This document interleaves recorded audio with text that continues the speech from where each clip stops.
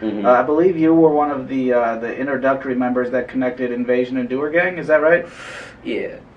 What can you tell us about Doer Gang? A lot. Yeah, I can go on for Doer Gang about hours. So here's how the Doer Gang thing started. I was making music, like I said, in 2016. Doing shows at like the Agora and shit, open for like Montana 300 and like Chip the Rip, just doing shit by myself. Right. And I'm a fan of an artist named Kasky. And if you're familiar with who that is, right. I'm sure a lot of people that'll be listening will know who I'm talking about. I went to a show in Toledo, and it was at Frankie's Diner in Toledo, part of his No Apologies tour. Okay. This was December 2016. I was in the meet and greet line with my buddy Luke. Shout out Luke. And and mind you, it's December, so it's like 30 degrees, freezing. He's in a t-shirt, like this little like hoodie cut-off thing that like cuts off to a t-shirt but had a hood on it. So he's like, oh, I'll be good in this. But then 20 minutes in line, he's like, shit, like freezing. Like, oh, dude, come on, we gotta get on the bus. I'm like, bro, let's go to the back of the line. I was like, come on, because I've seen everybody getting off the tour, like on and off the tour bus with meet and greet, like clockwork, like every 10 minutes. Mm-hmm.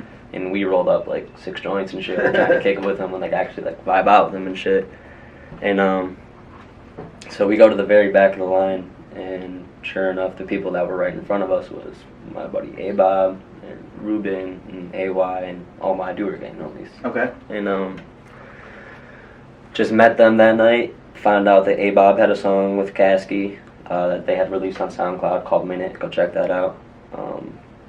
And we just connected through social media and vibed out at that show, and then kept in touch throughout all of 2017, just through Snapchat and Instagram and shit. And A-Bob ends up hitting me up top of 2018. He's like, yo, I have a house in Defiance, which is in Northwest Ohio, about an hour like southwest of Toledo. Okay.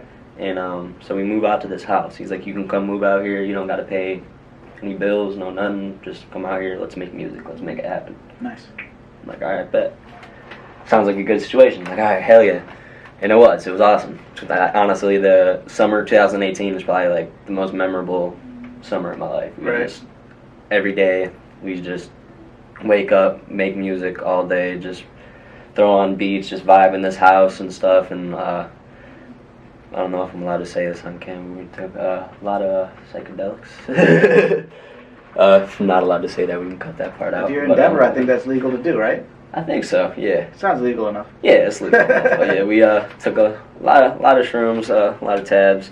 Had a good old time that summer, just really connected with ourselves. I really just found myself as a person, I feel like, that year, and I credit a lot of that to my homie A-Bob. And then that winter, 2018, there was a show that came up, Doobie's Dark Holiday Show, at Newport Music Hall in Columbus.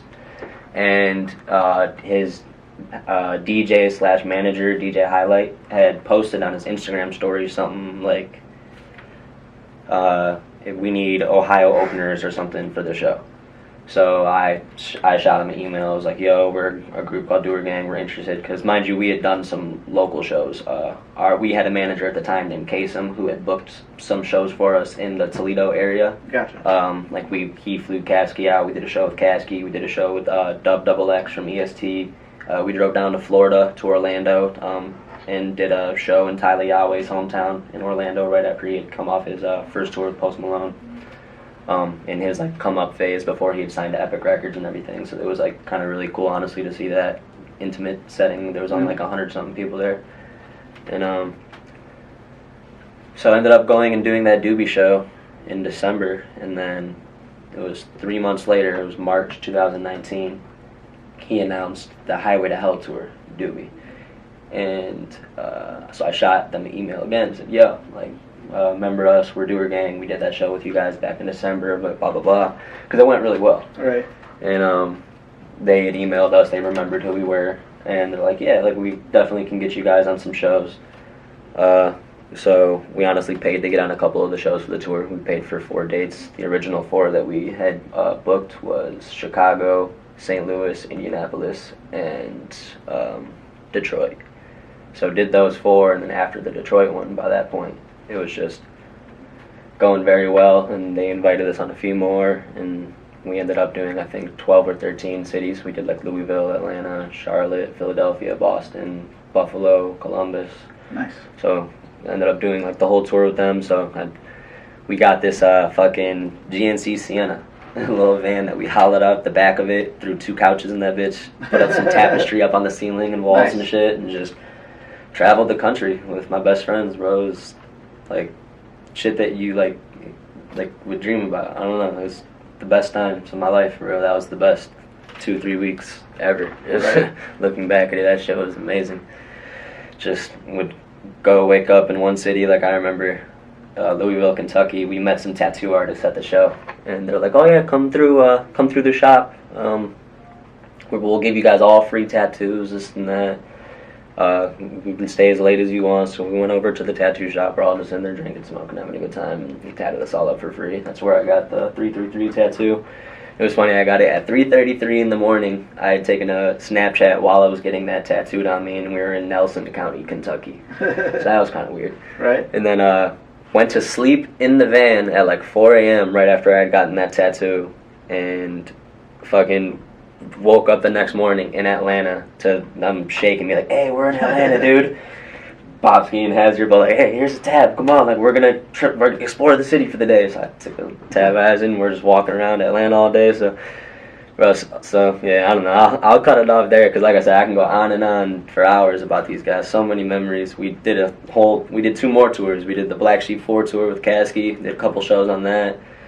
We did the Faithfully Faded tour with Doobie. Did a handful of shows on that.